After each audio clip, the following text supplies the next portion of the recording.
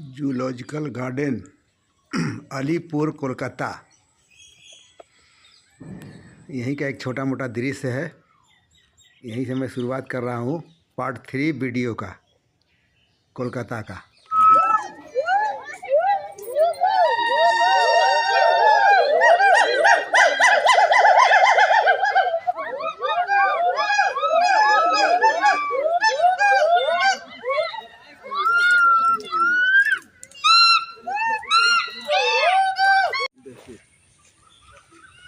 ये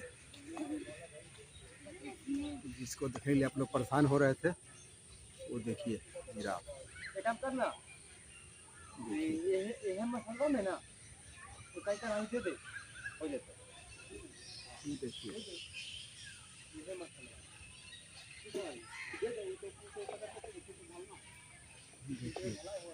ये चला ये है और एक इस तरफ है। देखिए एक इधर है।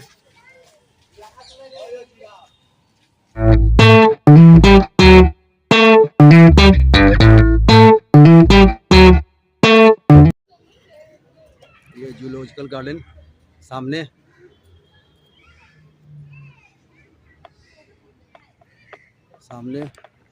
और मैं यहाँ पर सामने मैं भी हूँ, देख लीजिए।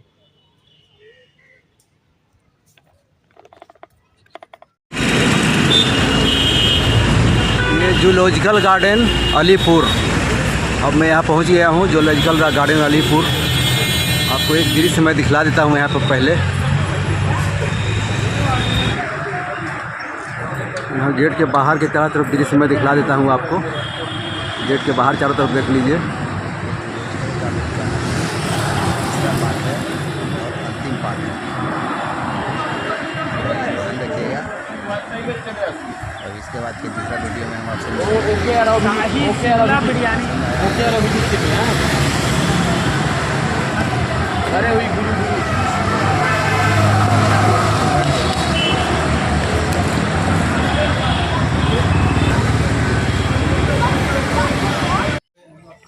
गोरिल्ला एक विशाल और शक्तिशाली प्राणी है। कहाँ पर है? जो प्राइमेट सस्तन वर्ग का सदस्य है।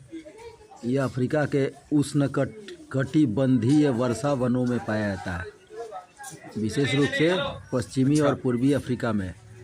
गोरिल्ला की दो प्रमुख प्रजातियां होती है, पश्चिमी गोरिल्ला और पूर्वी गोरिल्ला।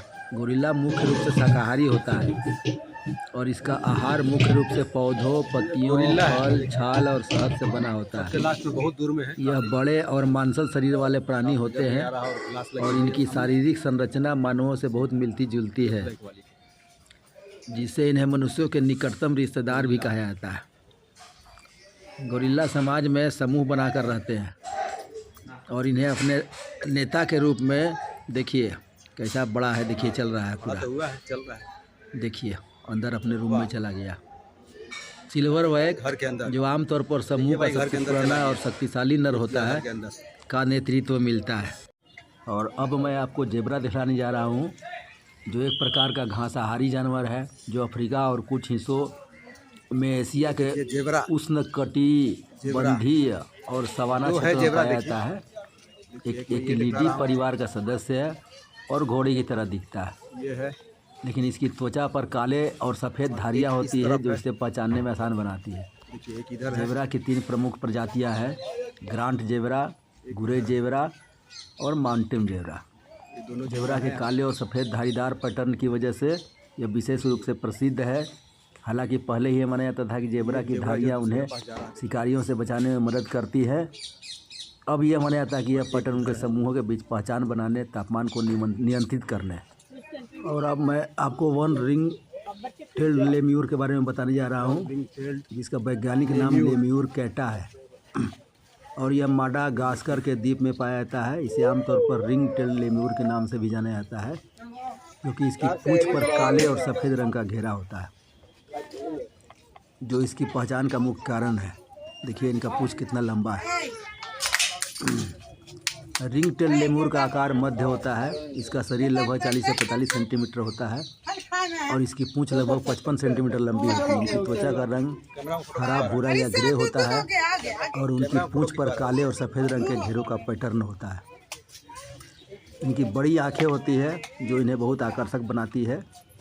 इनकी पूंछ का उपयोग संतुलन बनाए रखने के लिए किया जाता है और यह समूह के अन्य सदस्यों के बीच संचार के लिए भी महत्वपूर्ण होता है। रिंग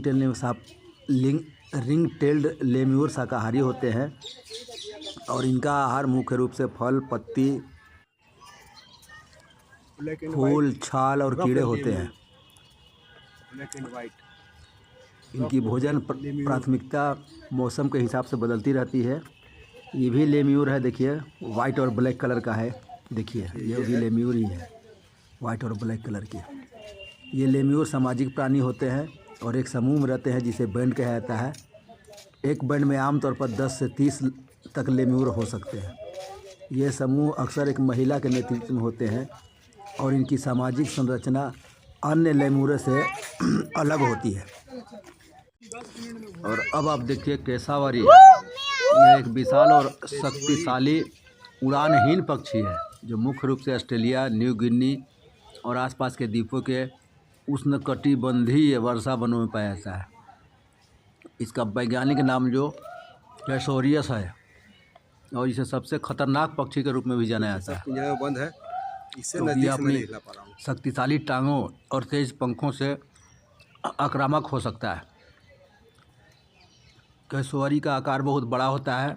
सिर देखिए, इसकी ऊंचाई 1.5 से 1.8 मीटर तक हो सकती है सिर और इसका वजन 50 से 58 किलोग्राम तक होता है। इस पार्क में आकर मुझे वो अनुभूति मिली जिसका वर्णन जो है ना, समझिए अवर्णनीय है। पार्क में प्रवेश करते ही मुझे ताजगी और शांति का एहसास हुआ। चारों ओर हरियाली फैली हुई है। क्या हरे भरे पेड़, झाड़ियाँ और रंग बिरंगे फूलों ने माहौल को बहुत सुंदर बना दिया है। हवा में देखिए हल्की हल्की गर्मी भी है और हल्की ठंड भी है। सूरज की रोशनी पेड़ों की छांव में छन कर आ रही है और देखिए इसी मौसम का लोग कितने आनंद ले रहे हैं। अगल बगल में देखिए कितनी भीड़ लगी है, बगल से लोग पार हो रहे हैं। और अब देखिए हिमालयी काले भालू। यह जो मुख्य रूप से हिमालय क्षेत्र, भारतीय उपमहाद्वीप के पर्वतीय इलाकों और दक्षिणी एशिया में पाया जाता है।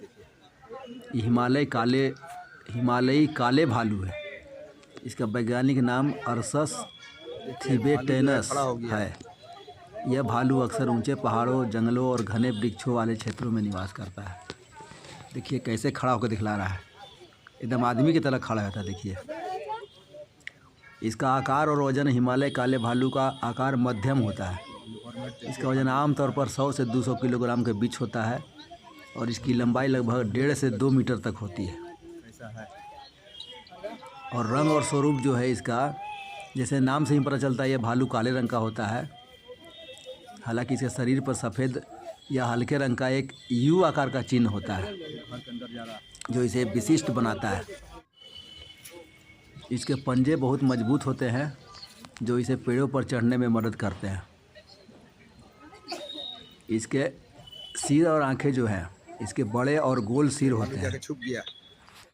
ये जो है स्लोथ भालू, विशेष प्रकार का भालू है जो मुख्य रूप से भारतीय उपमहाद्वीप में पाया जाता है और इसका वैज्ञानिक नाम मेलर्सस अर्सिनस है।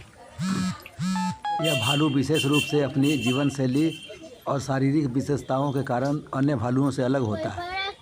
इसे कभी कभी घामड़ भालू भी कहा जाता है क्योंकि इसकी कर्कश और धीमी गति वाली हरकतें इसकी पहचान बनाती है।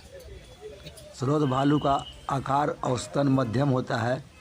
इसका वजन 80 से 145 किलोग्राम तक हो सकता है और इसकी लंबाई 1.5 मीटर होती है।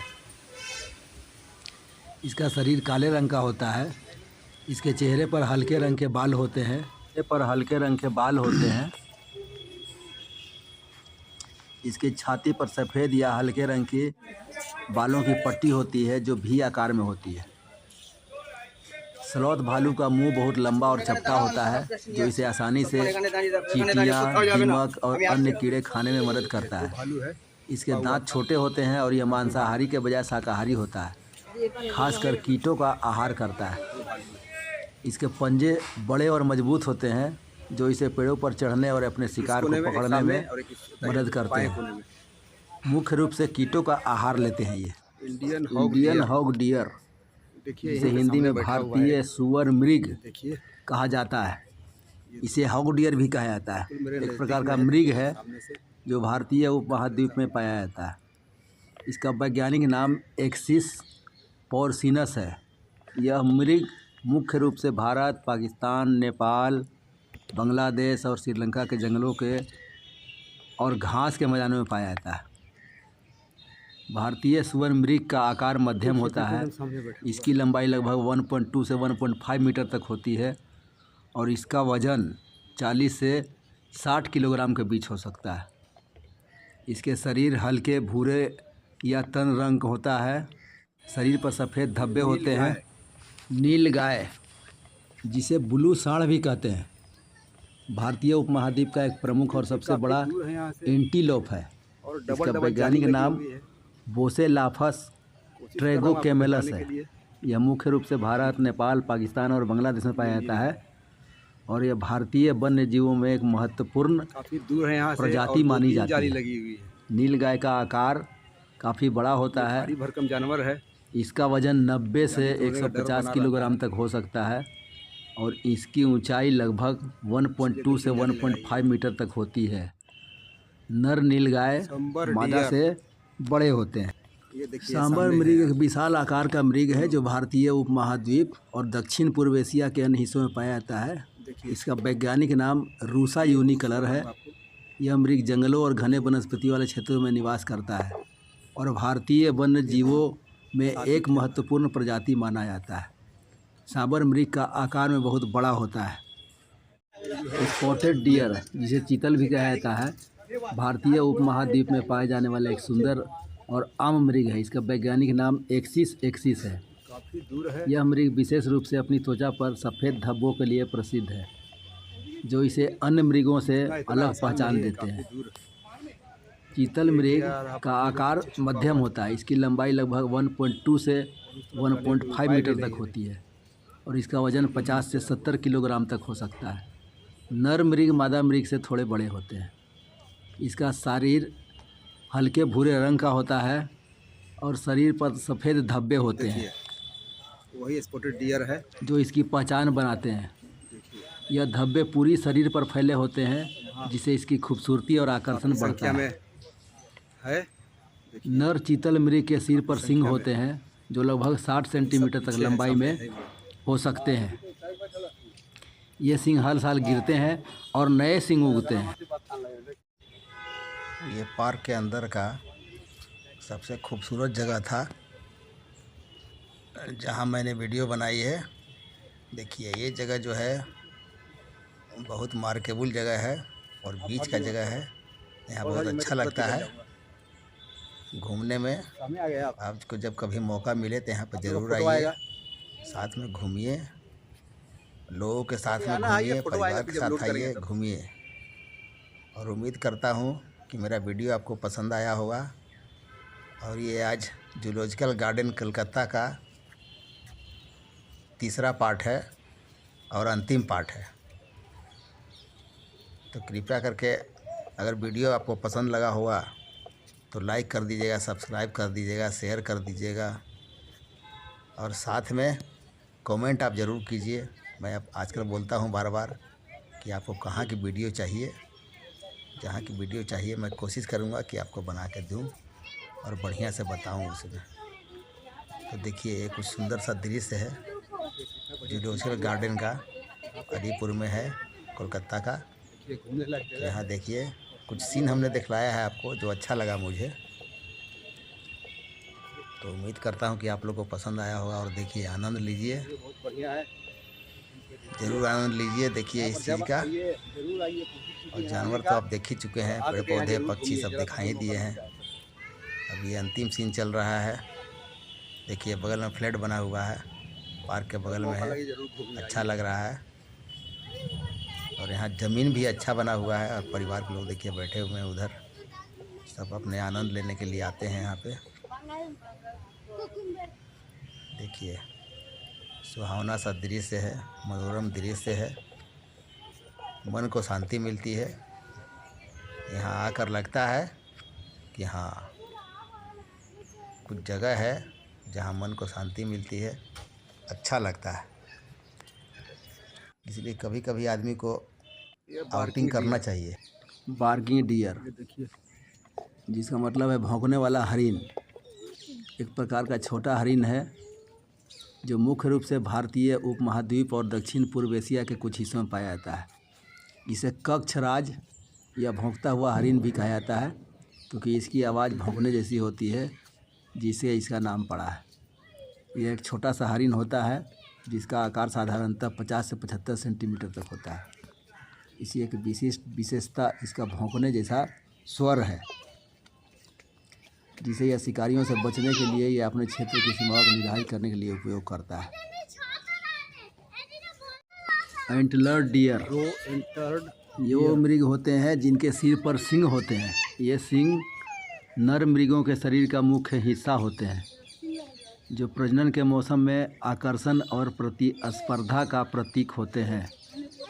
एंटलर्स मतलब सींग हर साल गिरते हैं और फिर से उगते हैं, जो इन्हें अन्य मृगों से अलग पहचान प्रदान करता है। भारत के विभिन्न प्रकार के एंटलर्ड मृग पाए जाते हैं, जिनमें प्रमुख हैं सांबर मृग, उसके बाद सींग। सांबर मृग के नर के सिर पर बड़े और मजबूत सींग होते हैं।